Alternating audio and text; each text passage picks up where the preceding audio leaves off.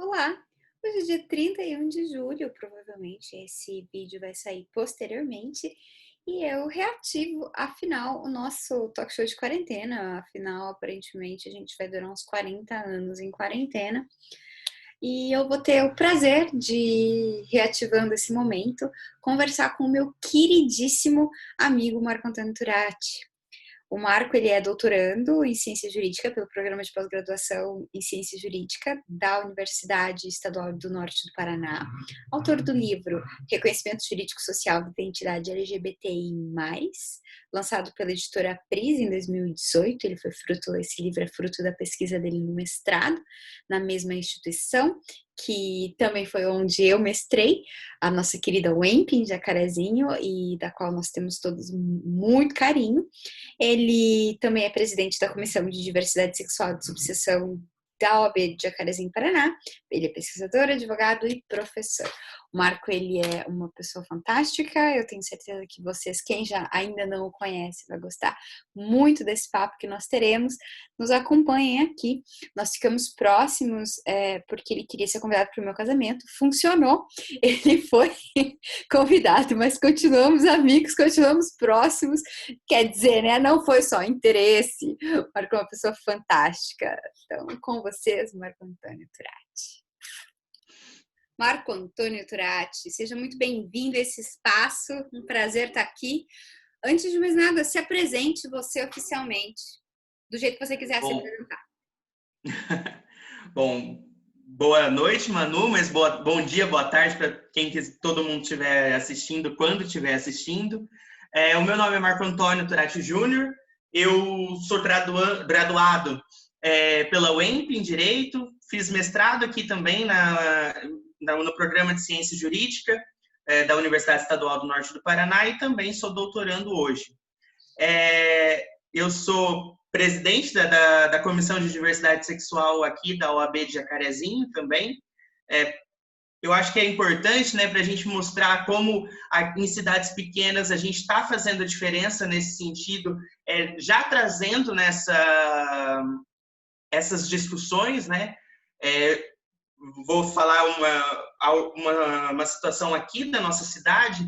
O ano passado a gente fez a segunda marcha pelos direitos LGBTQI aqui na cidade. Então, assim, isso mostra e foi maior que a primeira. Então, com o apoio da OAB, com o apoio da faculdade, com o apoio de vários outros entes da cidade, e a gente conseguiu aí trazer muita gente para a rua. Vamos usar uma palavra aqui já um pouco arcaica, mas muitos simpatizantes para essa causa, e eu acho que é importante isso, principalmente em cidades pequenas. Então, para a gente mostrar que tem esse respeito em todos os lugares.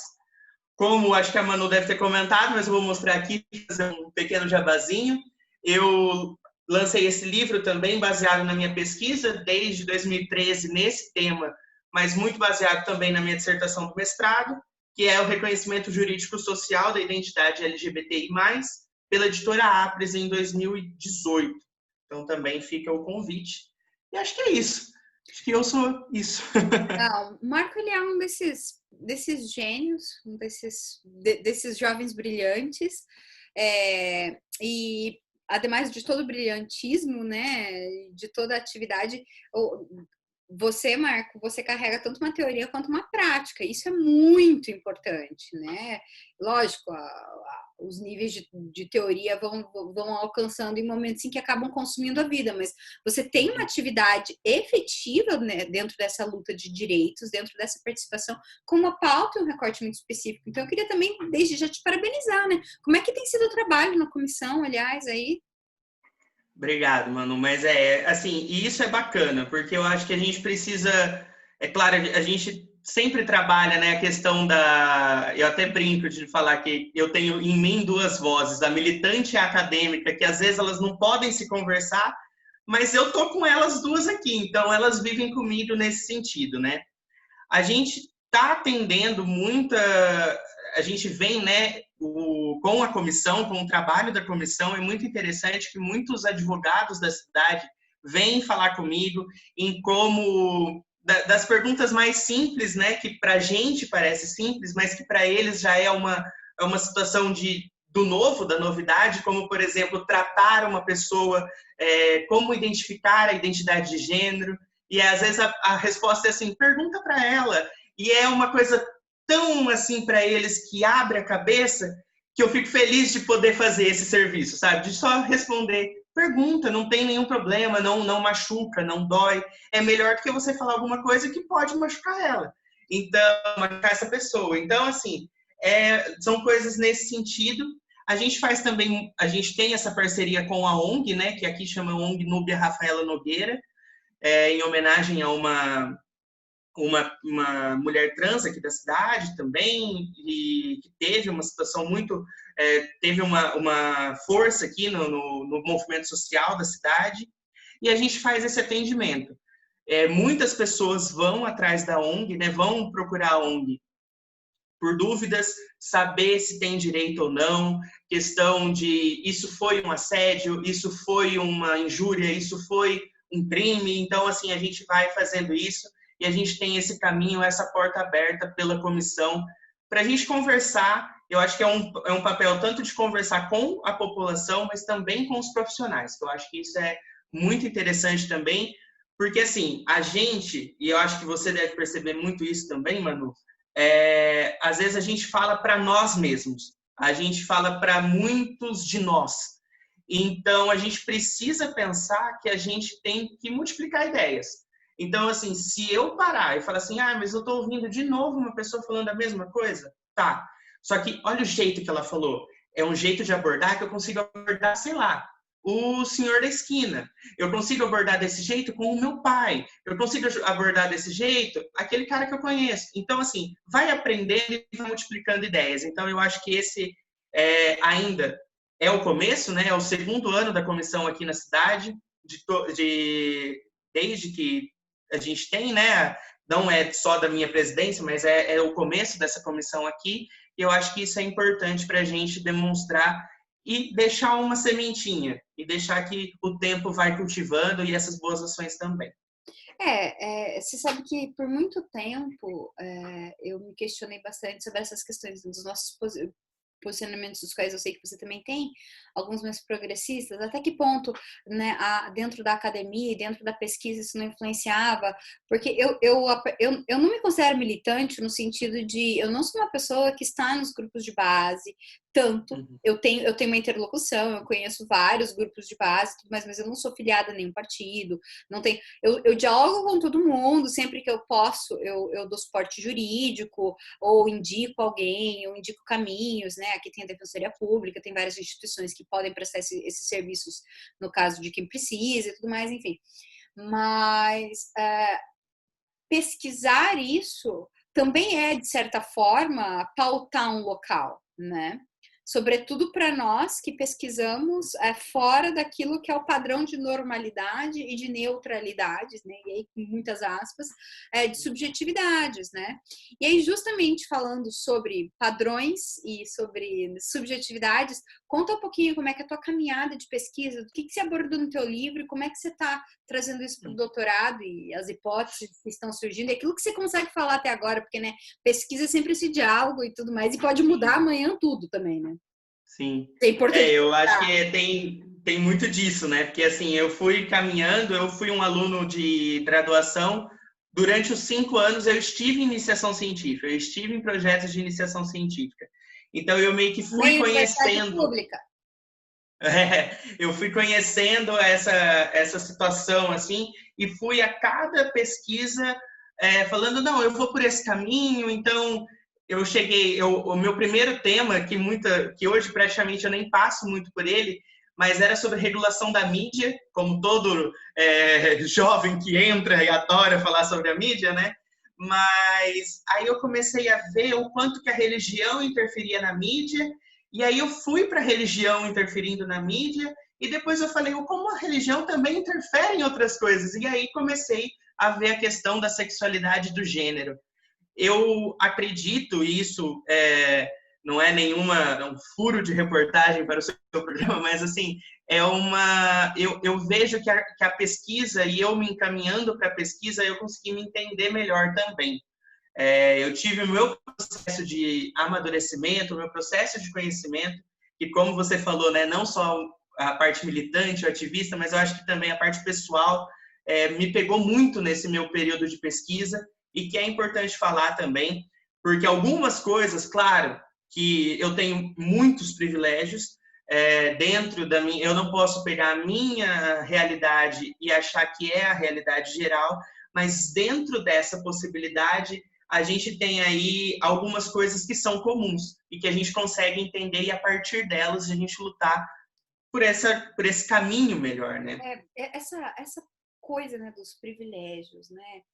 O que sempre me pega, porque assim, de certa forma, assim, de fato, nós somos sujeitos em privilégio, mas, bicho, não devia ser privilégio. Todo mundo devia ter condição de poder se dedicar à pesquisa, de poder se dedicar à academia e ter, sei lá, condições de sobreviver e comer, se alimentar, se vestir de modo minimamente razoável, né? Então é absurdo que a gente esteja discutindo e se chamando de privilégio algo que é meramente da subsistência, né?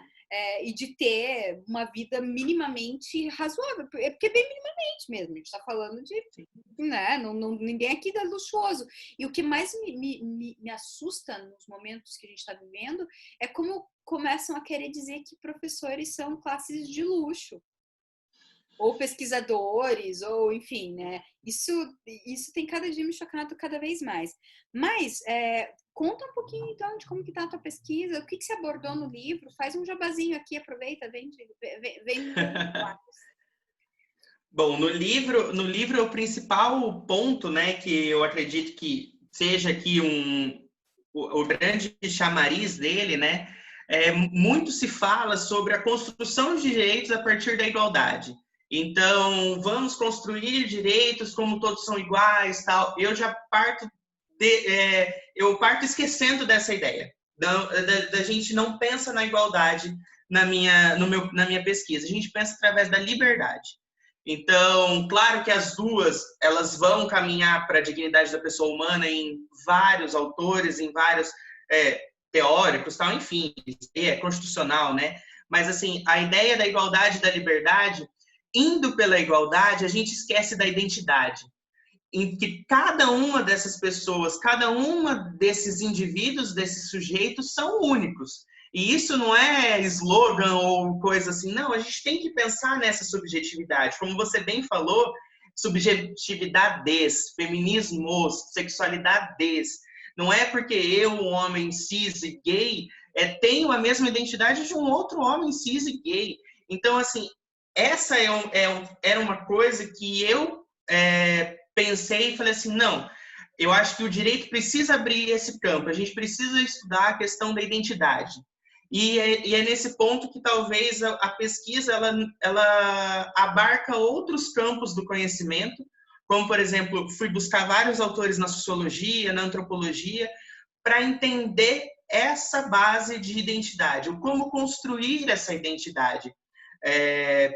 Porque eu acredito nisso. Eu acredito que se o direito começasse a respeitar, né?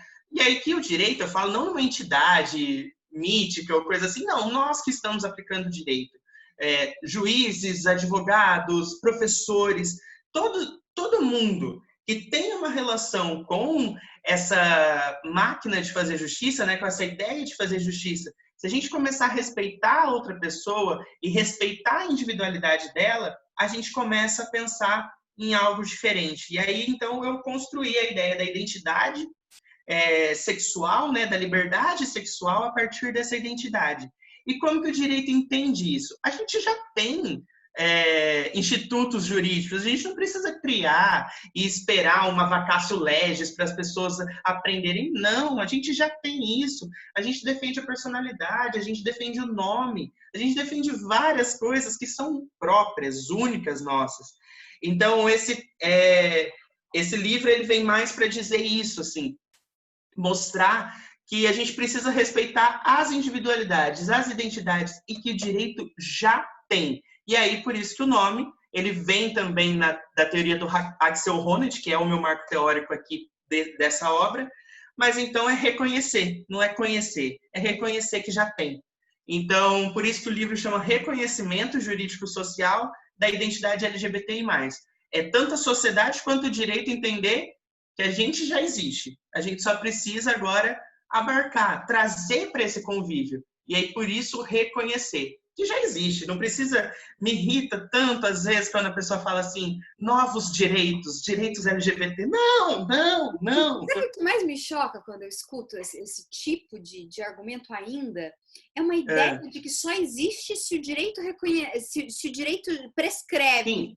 Dentro da estrutura positiva. Tipo, se não for dito ali, peraí, vem cá, isso aí você pode atribuir dentro desse valor algo, porque assim, não são sujeitos LGBTQIA+, e mulheres também os sujeitos de direito?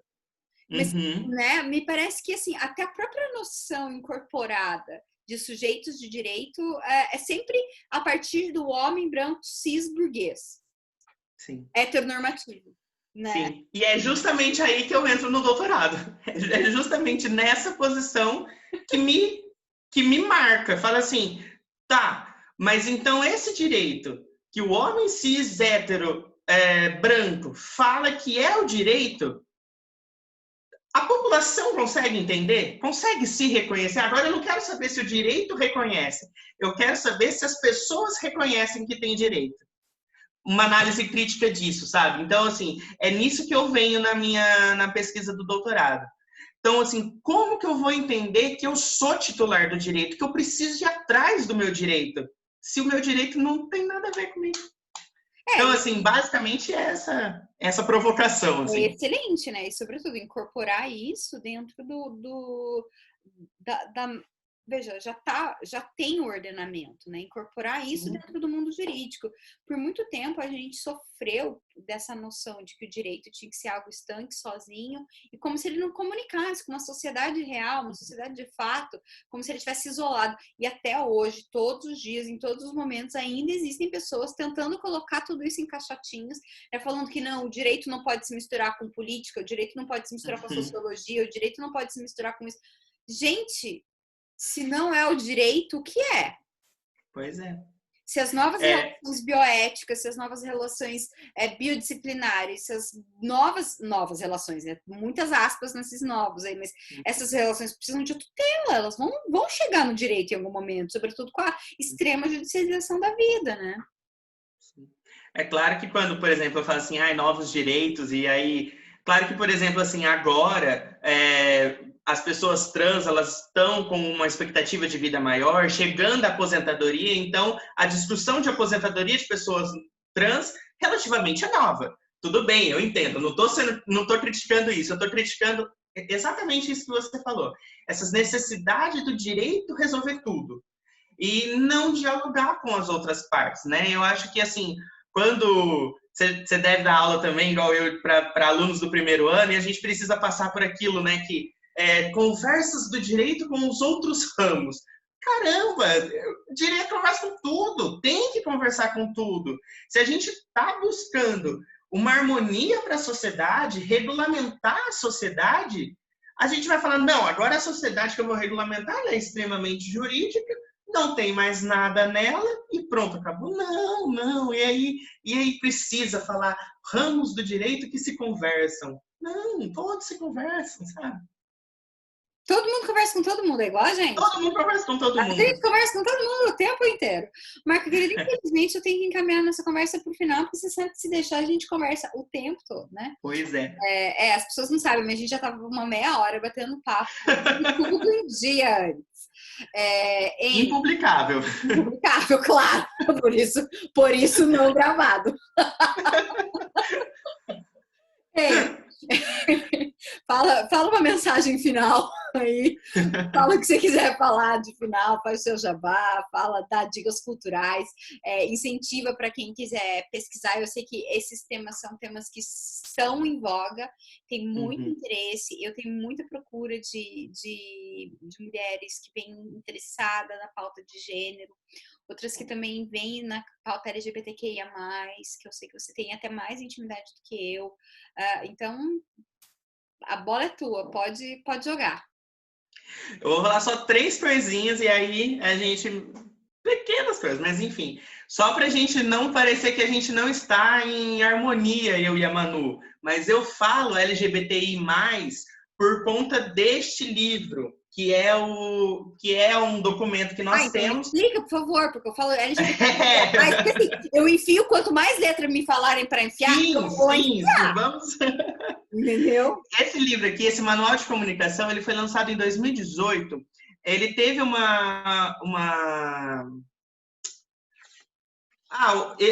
quem organizou, né, foi o Tony Reis, do Grupo Dignidade de Curitiba, e ele foi recomendado pelo Senado Federal. Então, com a Marta Suplicy e tal, na época, ele foi recomendado pelo Senado Federal. Então, em termos de nome técnico, por um órgão, né, jurídico, assim, eu uso LGBTI+.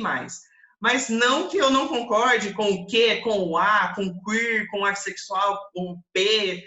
Por isso que o mais cabe todo mundo aqui dentro, cabe aliados e cabe todo mundo que quer fazer essa luta. Então, só para não falar que a gente está se debatendo, mas eu já acostumei tanto falar LGBTI+, que eu nem coloco dentro, mas Ó, vai vendo, eu nem tinha dado conta que a gente estava falando com menos letras, né? Mas por puro... Mas e aí às vezes as pessoas acham tipo, que é coisas também. diferentes ou que é mimimi, enfim, não é mimimi. Existe uma explicação metodológica pela qual eu uso, e é somente isso, tá? Institucionalmente falando. Institucionalmente falando. Tanto que eu faço bem na introdução uma nota de rodapé no meu livro explicando por que eu uso LGBTIA+. Não aceita as outras? Longe de mim. Quem sou eu? Se estou defendendo identidade, como que eu vou suprimir alguma? Então, fiquem à vontade, coloquem quantas letras quiser. Outra coisa que eu acho que é importante, até mesmo pelo nosso tempo, né? Eu acho que o que a gente está vivendo agora, a gente já passou da ideia de buscar voltar ao normal, a gente precisa identificar e entender o que a gente está vivendo e começar a falar, não, esse é o novo normal, a gente espera, claro, que a quarentena tenha um fim e vai ter, e por isso defendam os pesquisadores, defendam a ciência. Então, eu acho que isso é importante, mas assim, pensem na saúde mental. Pensem na saúde mental de vocês, pensem na saúde mental. Quem estiver aí assistindo, perguntando para a Manu temas para pesquisar, comecem a pesquisar a saúde mental. Eu acho que saúde mental é uma coisa que a gente precisa estudar. Não é só políticas públicas de saúde, de uma outra maneira falando, a saúde, tipo, do corpo, tal. Não, a gente precisa pensar na saúde mental. E isso demonstra o quanto é importante, né? Nessa época de quarentena, muitas pessoas... a gente ainda não tem taxas, né, de suicídio, essas coisas assim. E também não quero baixar... dar uma tristeza agora, mas enfim, a gente precisa falar disso.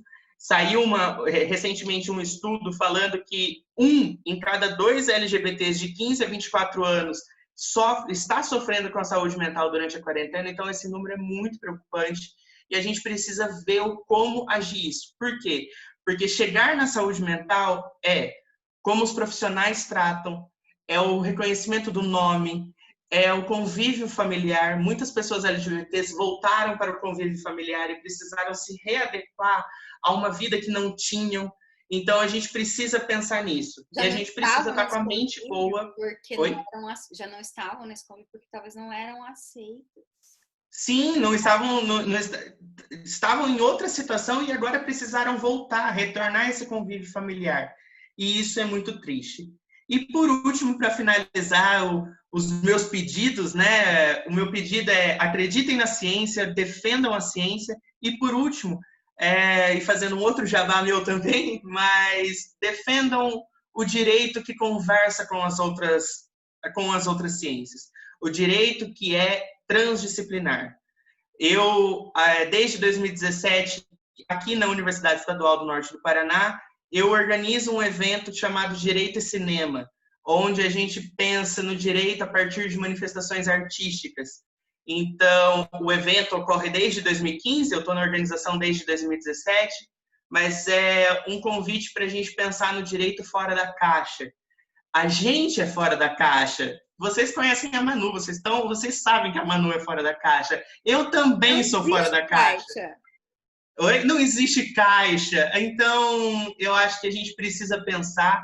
E então, se a gente está defendendo a ciência, a gente precisa defender ela num total, numa amplitude maior. E fique o convite, então, se vocês entrarem aqui no Instagram, no @dirsimuemp, tem lá, a gente está fazendo alguns eventos online devido à pandemia, né?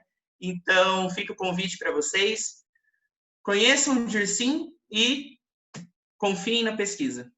E para quem quiser, se eu não me equivoco, para quem quiser entrar no mestrado ou no doutorado, né, parece estar aberto o edital. Tá aberto. O Isso. TZD é um excelente programa de pesquisa, fala sobre inclusão e exclusão social. Dê uma olhada no edital, é muito bacana. Bem, mestrei aí, né? Nos conhecemos no mestrado, tenho um carinho gigantesco por Jacarezinho, mais do que recomendado, né? O programa. Vejam, validem, acreditem na pesquisa, acreditem na ciência. Marco. E a gente tem agora 3 linhas, só não te cortando, mas abriu uma outra linha. Então tem uma bem teórica, uma das teorias da Constituição, tal, outra mais processual e uma sobre direito e vulnerabilidade, tem essa questão do direito e arte, das vulnerabilidades sociais.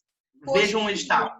Muito. Dei uma lida no edital, eu imagino, é bacana, adoro olhar a bibliografia, é sempre excelente, sempre muito bem indicada.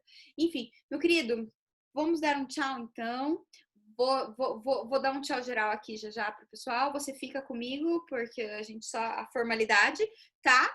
Então, seja sempre bem-vindo a esse espaço. Você sabe, a casa é sua. Quando precisar dar algum recado, qual é que seja, você sabe, sempre bem-vindo. Pode, inclusive, se convidar, entendeu? Espero que o nosso papo alcance muitas pessoas, porque é sempre muito importante estabelecer diálogo, estabelecer pontes, sobretudo para gente que pesquisa, que dá tanto valor ao conhecimento, né? Aos conhecimentos plurais. Tudo sempre em pluralidade. Sempre plural. Um beijo, meu querido. Obrigado. Até daqui a pouquinho. Até. Fica aí.